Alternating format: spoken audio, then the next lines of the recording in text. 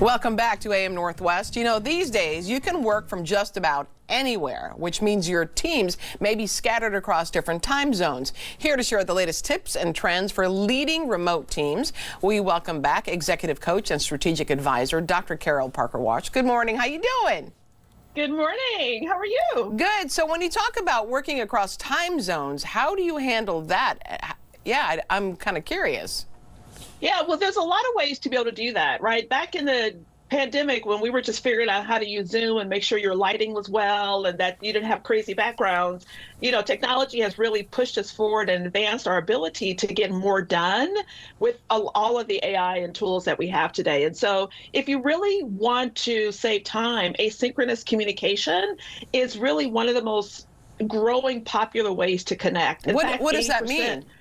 Well, it means that you're not communicating in real time, right? So real time doesn't always equal real productivity. So that means that you have different times, you respect the different times that people are contributing to a conversation. So for example, you can use a project management platform that allows you to share projects or documents or quick videos so everyone can contribute, but just not in real time. Okay. And so that helps to reduce meeting fatigue, and it really helps to respect the diverse schedules that people have and the diverse time frames that people are working in. So if someone is in Japan or the Philippines and they need to contribute instead of coming on in a meeting at 2 in the morning, they can contribute in real time. That's good for them, so that you on the East Coast or the West Coast can see whatever they've contributed whenever you decide to get online as well. Okay. And then you talk about virtual reality. You say invest in virtual reality, which seems kind of scary to me. What are we talking about? I know it can be. I mean, there's a lot of ways. A lot of people are using virtual rooms to bring people together and have their avatars appear into rooms. No way. Really? Yes. In businesses? Yes. Yes. A lot of businesses are starting to do that so that you can actually, through the lens. In fact, I think there's something called Horizon Workrooms that allows you to actually have an avatar in a room, to write on a board, to talk to people, to type. It's really interesting. But you can also do things to really build connection by creating virtual water coolers, which are actually virtual break rooms that you can develop on a platform that allows you to relax or share recipes or talk about the latest show that you're binge watching. So it allows you, because what you're missing from face-to-face interaction, which, you know, 87% of people say they miss those relationships, even though 71% say they love remote work. You miss those water cooler moments where you can just kind of catch up and chat about anything, but you can create virtual water cooler rooms, if you will, break rooms, to just have those water cooler moments to really foster fun and connection and cohesion with your team. I'm still thinking about the avatar I would pick, and she'd be thin. There we go. Okay. Exactly. How we want to look. Okay, you talk about promoting AI-powered productivity tools.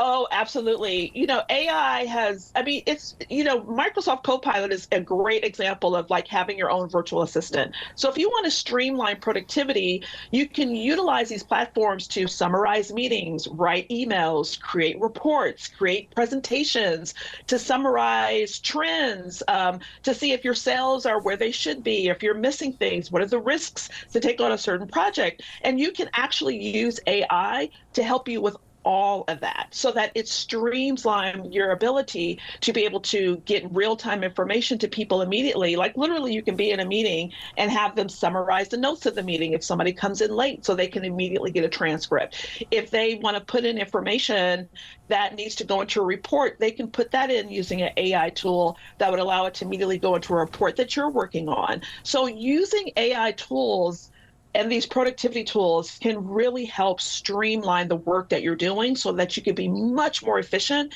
and get much more done when you're working with people, as we talked about, across different time zones and different areas. Yeah.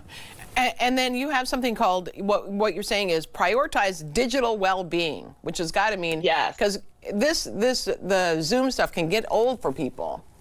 Oh, absolutely. We have blurred the lines, particularly if you're working hybrid or remote, between when do you start and when do you stop.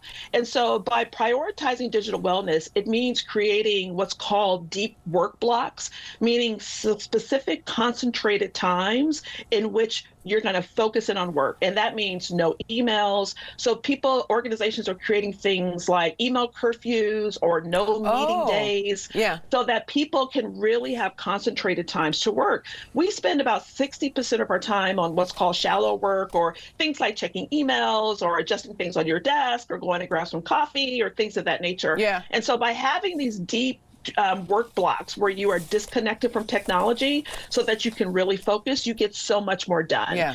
And, on average, when it takes 20 minutes to regroup if you've been interrupted, if you're in the middle of a flow. So if you're constantly being interrupted, you can't get what you want to get done, which is why so many people are working after hours and working on weekends, and why there's no work-life balance between when you work from home, you're constantly on the go. And so this helps to protect your health and well-being, because you're focused on time and you allow yourself to disconnect from technology. All excellent points, Dr. Carol Parker Walsh. Thank you so much.